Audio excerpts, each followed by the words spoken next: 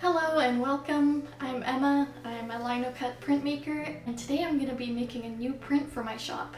This is my first time making a 2-block print. So as much as I would like to say, we'll see if it works. I just finished printing and it worked.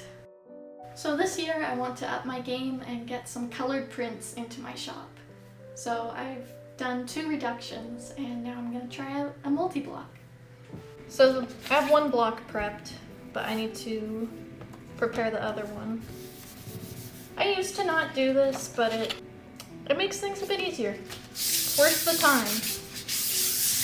So I have a very fine grit sandpaper because I like to paint it so that I can see better where I've carved, and the paint doesn't want to stick because it's such a smooth surface. This is just acrylic ink that I mix with a tiny bit of water. It just makes it easier to see where I've carved. Next, I'm drawing roughly where the second block is gonna go. And I'm tracing it on the back because it's gonna get flipped and it's not perfectly symmetrical. I made registration boards, even though I didn't want to. So, this is my board. It's kind of a combination of registration methods. So this I always have. I made this, and basically I just centered this on here, measured it, and then I cut these little strips of cardboard, put glue on the back. I hold down the lino and then butt the cardboard up against it, clamp it down, take out the lino so I don't accidentally glue it, and did the same with this. So these two will always go in the same place in this. So now these are ready to carve, and I think they'll line up. This registration method hasn't failed me yet, so they'll just make things easier in the long run. This print, or at least this flower, is a subject that I've been meaning to do for quite a while. One of my very first prints was of a prickly poppy. And I didn't really like it, but I had it in my shop because I just had so few prints. I kind of needed it to get the number up. And as luck would have it, people really liked that print and kept buying it. So then I really couldn't discontinue it because it was kind of keeping my shop alive. Eventually though, some of my other prints finally started selling, and I got tired of printing the prickly poppy. I just didn't even want to see it anymore. And it was actually a very happy day when I finally was able to discontinue it. And I do feel bad saying all this because quite a few customers spent their own money and supported me, which I really appreciate. But yeah, basically I started my shop before I had much confidence in my work and while I was still learning. And I wouldn't change that because if you wait till you're ready, that's just never gonna happen. So thank you to those who bought my amateur prints. This might sound corny, but it kept me motivated to keep getting better. Alright, so this is what I've done so far. Did this block. Isn't that pretty? This is gonna be such a pain to print. I hate doing large flat areas. It's hard to get it to print evenly, but it'll be worth it. This is gonna be so cool. So at the time I did my first prickly poppy print, I had never seen one in person.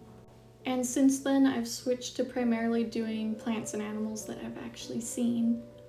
Luckily, 2 years ago when I was in Texas, I got to see prickly poppies in person. So this print is referenced from my own photographs that I took. Another thing that changed since then is that I used to adhere much closer to the flower or the plant as it is in life. But I'm getting a little more abstract and a little more relaxed. So I'm giving up some accuracy for the sake of the composition. Alright, it's pretty much done. I have the flower block and I have the leaves, and you can kind of start to see what I have in mind. And I got some new paper that I'm excited to print on. So I'm gonna print this block tomorrow.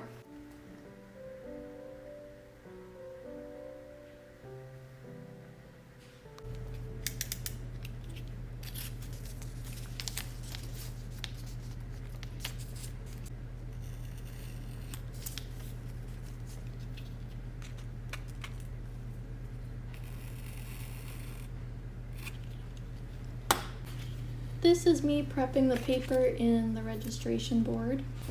This is so I can lay the paper in the exact same place and the two blocks will line up. Issues with tape is actually what stopped me from doing any prints that required registration. Once the print was done, I could never get the tape off the paper without it ripping, and it was just overall very stressful. So my solution is to use document repair tape. It's very discreet and it's archival, so I can just leave it on. I use an X-Acto knife to cut off the tabs, but the tape stays on.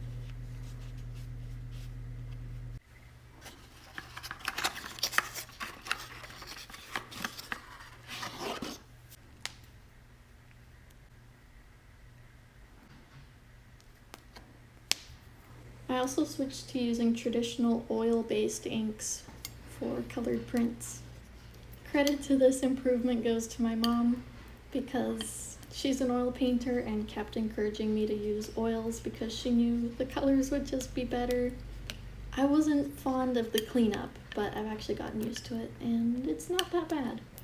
I've also been able to get a more even print, and the prints dry way faster than with the safe wash ink. It is incredibly sticky, but I figured out to add a couple drops of mineral spirits to reduce the tack and thin it out.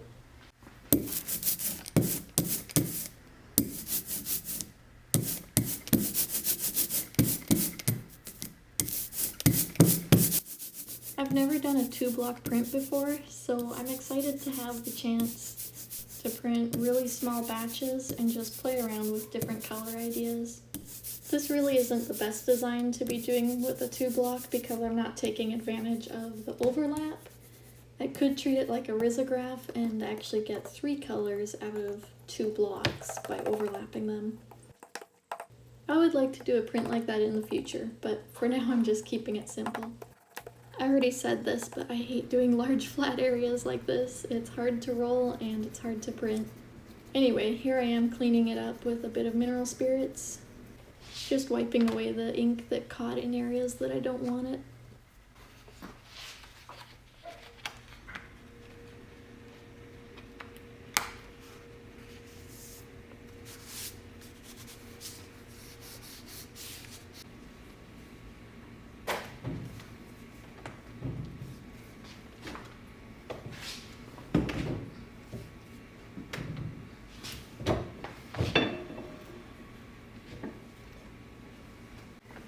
Not only does the mineral spirits reduce the tack, but it also makes for such a nice even print. I would have never thought I could print this large an area this evenly with just 1 layer of ink and 1 time through the press. I couldn't find any information on adding mineral spirits to printing inks, but I know you can add it to oil paint.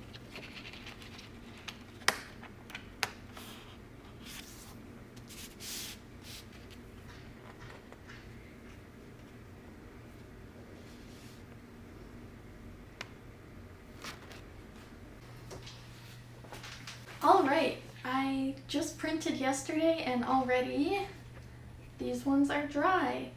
I really want to see the finished piece, what it looks like. So, let's go.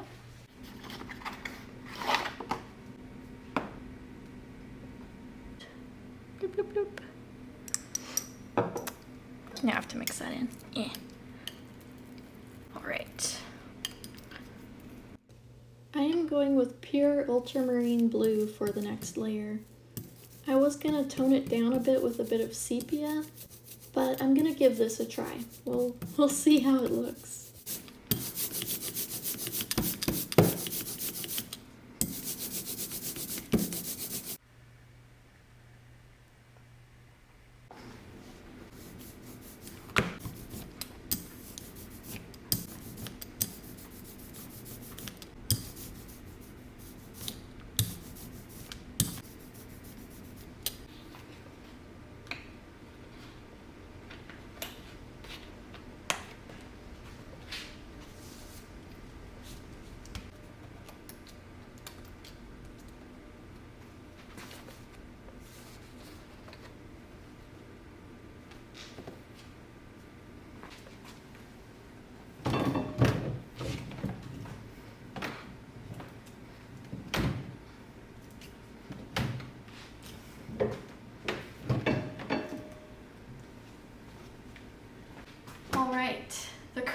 peel. I did not peel it off yet.